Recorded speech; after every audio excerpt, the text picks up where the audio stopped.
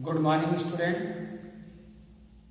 आज आपको हम एनसीईआरटी सॉल्यूशन 13.2 का बताने जा रहे हैं। कोरोना महामारी की वजह से हम आपको सजीव कक्षाएं नहीं चला पा रहे हैं। इस वीडियो के माध्यम से आपके प्रश्नों का हम जवाब दे रहे हैं।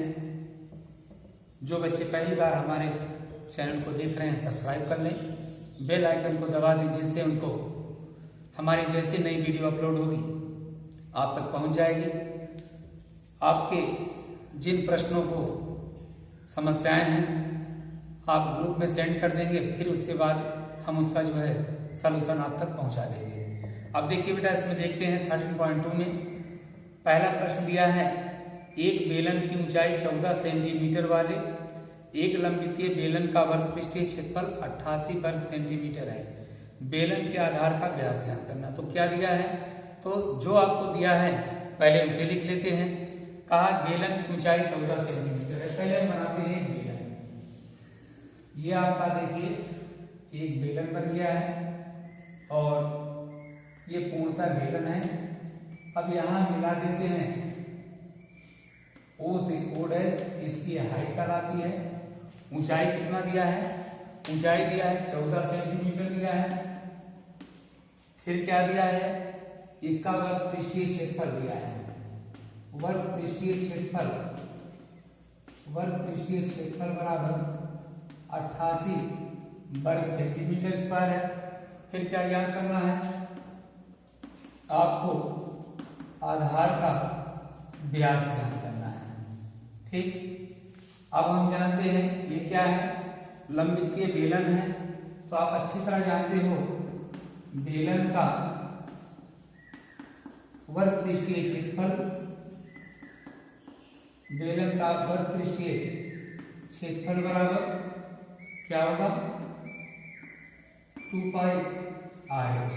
बेलन का वर्ग पृष्ठीय क्षेत्रफल होता है 2 पाई RH। क्या क्या दिया है, 2 पाई का मान 22/7, रेडियस आपको नहीं पता है, ऊंचाई 14 है, बराबर कितना दिया 88। अब देखो क्या कटाएंगे, 7 एकम 7, 7 गुना 14, 22 गुना 44, 44 गुना 88, 88 गुणे R बराबर 88। अब देख रहे हैं R के साथ 88 गुणा है तो R बराबर क्या होगा 88 भागे 88। 88 से 88 से भाग दो तो कितना है 1 सेमी। तो आपसे पूछा क्या व्यास और त्रिज्या में क्या संबंध है, what is relation between radius and diameter.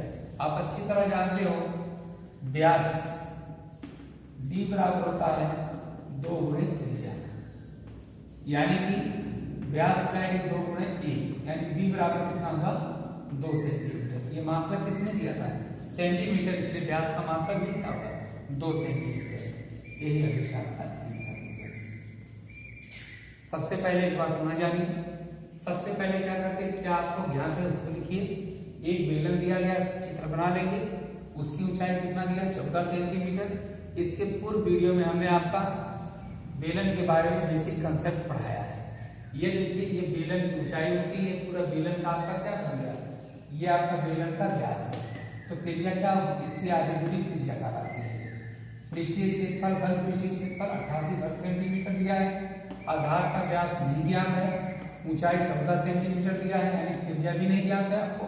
हम जानते हैं बेलन का वर्ग पृष्ठीय क्षेत्रफल बराबर 2 पाई RH। अब देखिए 2 अपने स्थान पर, पाई का मान 22/7, त्रिज्या नहीं ज्ञात है, ऊंचाई 14 सेंटीमीटर, बराबर 88। घटा दीजिए, 7 एकम 7, 7 गुना 14, गुणा कर लेते हैं 22 गुना 44, 44 गुना 88 गुना R बराबर 88 के, तो R बराबर क्या होगा, जो संख्या यहाँ गुणा होती है अगले में भाग होता है।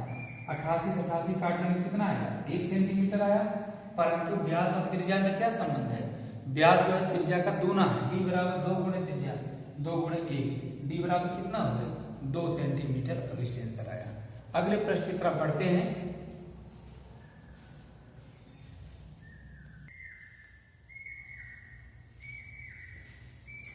अब देखते हैं प्रश्न संख्या 2 पर। दूसरे सवाल में दिया था धातु की एक चादर, क्या दिया सवाल में, धातु के एक चादर से 1 मीटर ऊंची और 140 सेंटीमीटर व्यास के आधार वाली एक बंद बेलनाकार टंकी बनाई जाती है। इस कार्य के लिए कितने वर्ग मीटर चादर की आवश्यकता होती है? तो भाई देखिए, इसमें ये धातु की चादर की बेलनाकार टंकी बनानी है, तो ये बेटा आपका बेलनाकार क्या बन गया? टंकी बन गया। इसका ये जो है आकृति दी गई है। अब ये हमारा O डैश ABCD ये बन गया। इनमें क्या दिया है? ऊंचाई कितनी दी है चादर की? h बराबर 1 मीटर दिया है। और क्या दिया है इसमें? व्यास इसका दिया है d बराबर 140 सेंटीमीटर दिया है। और क्या निकालना है? इस कार्य के लिए कितने वर्ग मीटर चादर की आवश्यकता होगी? कभी भी किसी प्रश्न में यदि कितने किरेमिज की आवश्यकता होगी या चादर की आवश्यकता होती है, तो वहां पर आप इसका क्या निकालेंगे? संपूर्ण पृष्ठीय क्षेत्रफल निकालोगे। तो यहाँ देखते हैं, व्यास किसमें दिया? सेंटीमीटर है। ऊंचाई किसमें दिया है? मीटर में। प्रश्न किसमें पूछा है? वर्ग मीटर में। तो बेहतर होगा सेंटीमीटर को हम मीटर में बदल लें। तो देखते हैं, व्यास दिया है, त्रिज्या ज्ञात करोगे। त्रिज्या r बराबर होगी 140 भागे 2। कितना आ गया? 70 सेंटीमीटर। सेंटीमीटर को मीटर बदलना है। r बराबर हम जानते हैं 1 मीटर बराबर 100 सेंटीमीटर।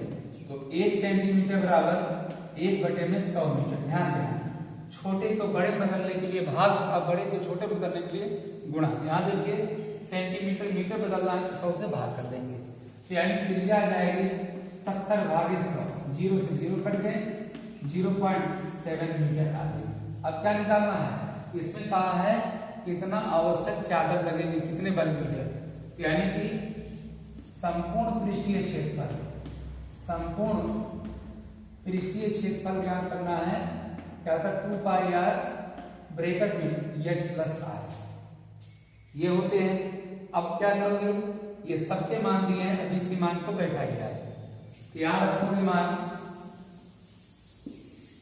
यहाँ बैठा दीजिए। संपूर्ण पृष्ठीय क्षेत्रफल टोटल सरफेस एरिया होता बेटा 2 पाई का मान 22/7, r का मान 7/10, ऊंचाई 1 है, त्रिज्या 0.7 है। अब देखिए 7 से 7 कट गए, 22/44/10 गुणे 1.7 भाग हो गए 4.4 गुणे 1.7। अब बेटा गुणा कर लीजिए 4.4 1.7। 7 चौका 28, 28 दो 30, 1 चौका 4 1 4, 8 4 इतना। तो कितने डिजिट के बाद? 2 अंक के बाद। तो ये बन जाएंगे 8.48 वर्ग मीटर। क्या हो गया? इतना वर्ग मीटर किसकी आवश्यकता होगी? इतना वर्ग मीटर चादर की आवश्यकता होगी। बात स्पष्ट हुई? अब इसके बाद देखते हैं हम लोग प्रश्न संख्या 3 पर। इसमें कोई समस्या नहीं होगी आपको। क्या क्या करते हैं? जो दिया है, किसी भी सवाल लगाने का तरीका ये होता है, सर्वप्रथम आपको क्या ज्ञात है उसे लिख दीजिए, फिर क्या ज्ञात करना उसे लिख दीजिए, फिर मान को बैठाते हुए चलिए और आपके आंसर बहुत आसानी से आ जाएंगे। देखते हैं प्रश्न संख्या 3 तरफ पढ़ते हैं हम लोग। तीसरे सवाल में दिया है धातु का एक पाइप 77 सेंटीमीटर लंबा है। तो बेटा देखिए, ये धातु की पाइप बना लेते हैं। और पाइप कैसे होती है आप अच्छी तरह जानते हो, बेलनाकार होती है। ये धातु की पाइप बनी है, ठीक। इसमें कहा धातु की एक पाइप 77 सेंटीमीटर लंबा, ये इसकी लेंथ हुई। h बराबर 77 सेंटीमीटर लंबा है। धातु की एक पाइप 77 सेंटीमीटर लंबा है। इसके एक अनुप्रस्थ काट का आंतरिक व्यास दिया है। कितना दिया है? 4 सेंटीमीटर। आंतरिक व्यास 4 सेंटीमीटर और बाहरी व्यास, इसको d1 मान लेते हैं, इसको d2 मान लेते हैं। ये कितना दिया आपका? 4.4 सेंटीमीटर दिया है। फिर क्या पूछा इससे? आंतरिक वर्ग पृष्ठीय क्षेत्रफल। आंतरिक वर्ग पृष्ठीय क्षेत्र में अंदर की त्रिज्या लेते हैं, बाहरी वर्ग पृष्ठीय क्षेत्र में बाहर की त्रिज्या लेते हैं। तो भाई देखिए व्यास दिया है तो यहां निकाल लीजिएगा आंतरिक त्रिज्या। आंतरिक त्रिज्या r1 बराबर d1/2 यानी कि 4/2, 2 दूना 4 सेमी। तो आंतरिक वर्ग पृष्ठीय क्षेत्रफल निकालोगे, आंतरिक वर्ग पृष्ठीय क्षेत्रफल बराबर 2 पाई r1h, ऊंचाई नहीं बदलती है, 2 गुणे 22/7, त्रिज्या 2 है, ऊंचाई कितनी 77, कटा दीजिए 11 से 77, 22 गुना 44 गुणे 22। अब गुणा कर देंगे, देखिए गुणा करोगे 44 गुणे 22, 2 चौका 8, 2 चौका 8, 2 चौका 8, 2 चौका 8, देखिए 8 8 8 16, 8 है 9, कितने आ गए 968 वर्ग सेमी। ये किसका मान आया, आंतरिक अंदर का भाग। अब फिर दूसरा क्या पूछा है, बाहरी वर्ग पृष्ठीय क्षेत्रफल। तो आप क्या क्या याद करेंगे, बाहर की आप निकालेंगे, बाहरी त्रिज्या निकालोगे, यहां लिखोगे बाहरी त्रिज्या बराबर r2 बराबर d2/2, 4.4/2, तो बेटा कितना आएगा 2.2 सेमी। यहां निकालोगे y बाहरी वर्ग पृष्ठीय क्षेत्रफल, वर्ग पृष्ठीय क्षेत्रफल, ये मान मिलेंगे 2 पाई r2h, 2 गुणे 22/7, त्रिज्या कितनी बात है 2.2, ऊंचाई 77, एक कटा लीजिए।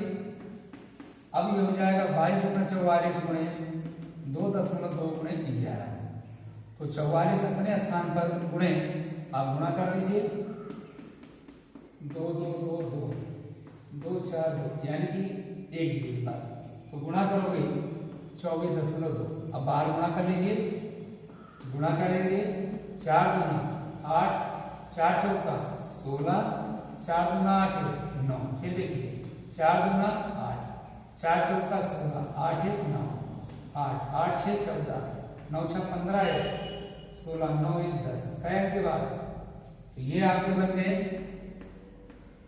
इतना वर्ग सेंटीमीटर। आपका क्या निकल गया, बाहरी वर्ग पृष्ठीय क्षेत्रफल। एक आंतरिक निकल गया, एक क्या निकल गया, बाहरी वर्ग पृष्ठीय क्षेत्रफल निकल गया। तीसरे में क्या पूछा, कुल पृष्ठीय, तो आप यहां निकालेंगे तीसरे में, तीसरा पूछा था कुल पृष्ठीय क्षेत्रफल, कुल पृष्ठीय क्षेत्रफल बराबर आंतरिक वर्ग पृष्ठ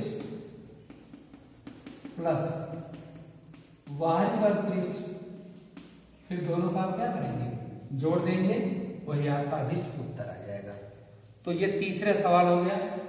इसी प्रकार से अगले प्रश्न पढ़ेंगे।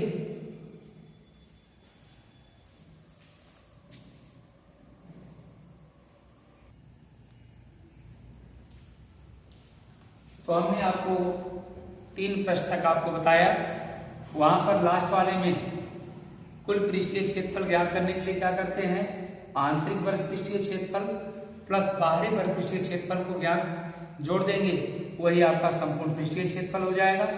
इसके बाद आपको अगली वीडियो में प्रश्न संख्या 4 से बताएंगे। तो आपको जो सवाल बताए गए हैं उसे आप लगाएंगे। देखिए सवाल कठिन नहीं होते हैं, आपको नियम मालूम होना चाहिए। यदि नियम आपको मालूम है तो आप सवाल बहुत सुगमता से लगा सकते हैं। जैसे किसी व्यक्ति लोग कहते हैं, बच्चे के मन में धारणा बन जाती है मैथ कठिन है, कठिन कुछ नहीं है। यदि नहीं आता है, आपको नियम कानून नहीं पता है, तब आपको कोई चीज कठिन लगेगा। यदि आपको नियम कानून सभी चीज ज्ञात है, वो भी आसान हो जाता है। तो बच्चों इसके बाद आपको नेक्स्ट वीडियो मिलते हैं, तब तक के लिए बेस्ट ऑफ लक।